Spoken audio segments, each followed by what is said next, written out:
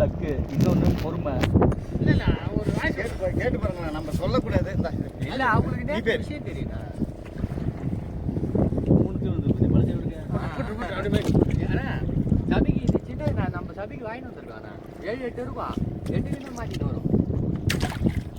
ஆனால் உங்கள்கிட்ட சபைக்கு கேட்கண்ணா இல்லைண்ணா பரவாயில்ல சைஸு ஒரு நல்லா இருக்கும். ஒருத்தர் சூப்பரான அதுதான் கேட்கல. ராசி வேணும். இந்த 3 வல்வாய்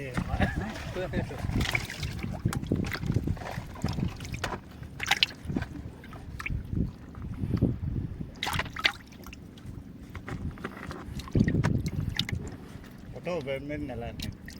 பாறையில தான் சொல்றாங்க.